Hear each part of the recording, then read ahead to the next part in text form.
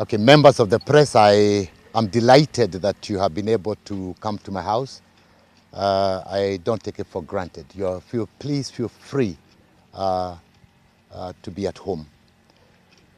The statement I'm about to make is on behalf of the Nyagah'S family, and this is the official position that I'll be giving.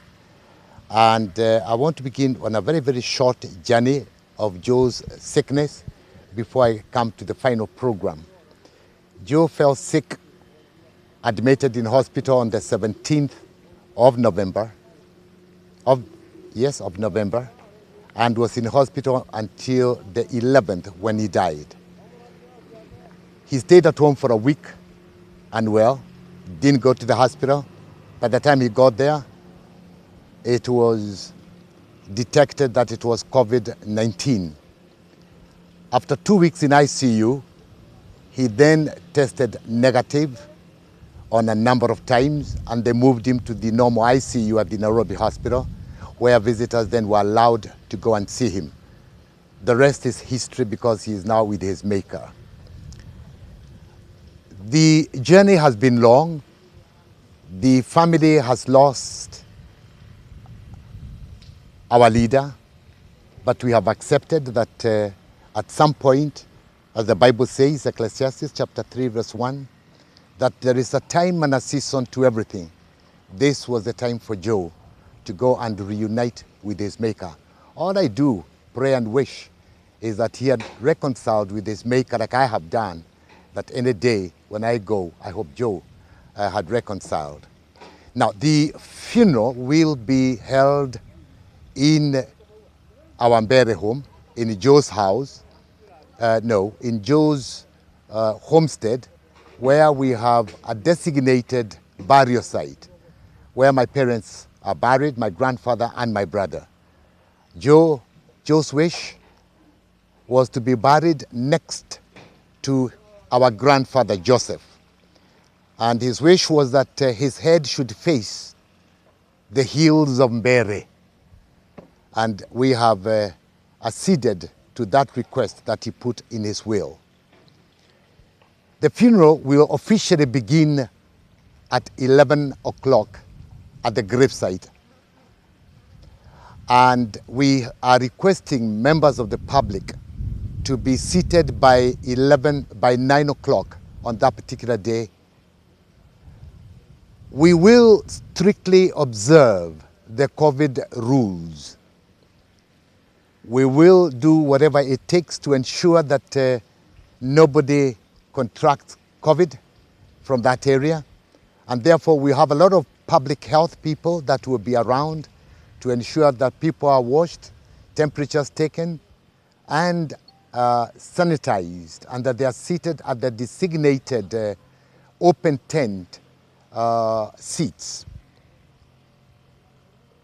We realize that we're expecting a big crowd, but we have done restrictions so that we can have probably 1,000 people, bearing in mind that many of his friends who would have wished to come will not be able to make it because they either have barriers like we do, or they're scared of COVID, or they're healing from COVID.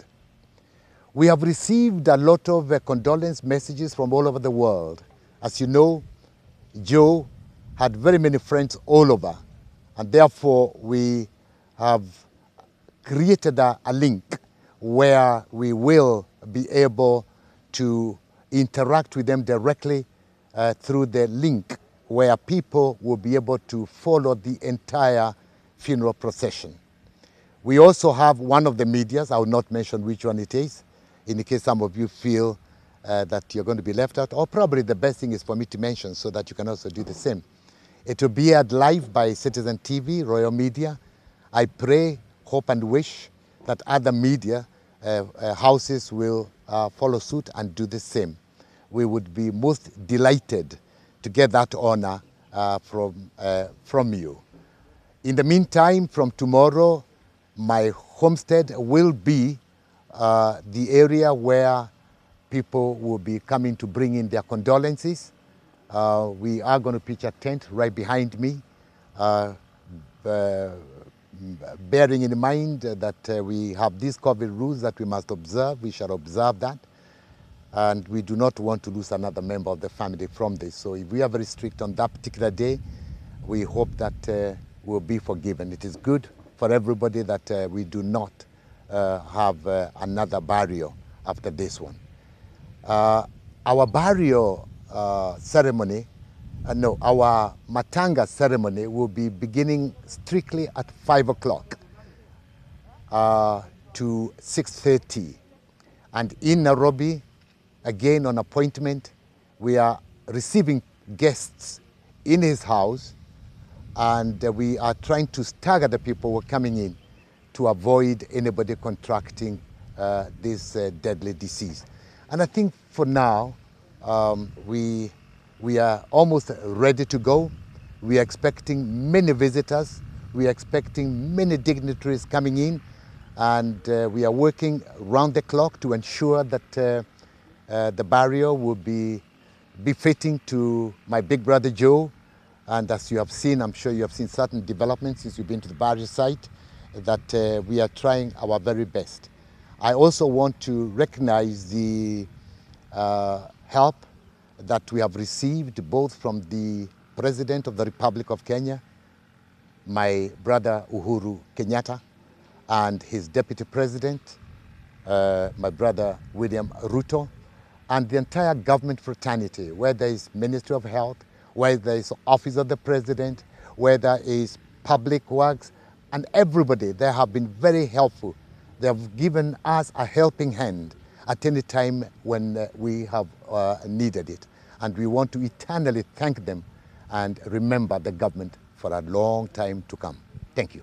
Kenyan politicians are interested. When I was a big man in politics, I never uttered a political word in any forum that I went to. I am not going to shut people's mouths when they come to Joe's burial. He did not ask me to restrict any political statements being done. But my wish, again, and I would request, let us have a solemn day where is devoid of political utterances that may divide the people of Kenya. Let us, Joe's funeral, let it be one that unites Kenyans. In as far as there are very important people coming in, I guess I'm a very important person as the chief government whip, as a very powerful man. The fact that I've retired doesn't mean that I'm not an important Kenyan. I have shaped this country. But we will have many VIPs, and I'm not at liberty. I do not have permission to make that pronouncement as the people who will be here, but there will be heavyweights in Joe's funeral.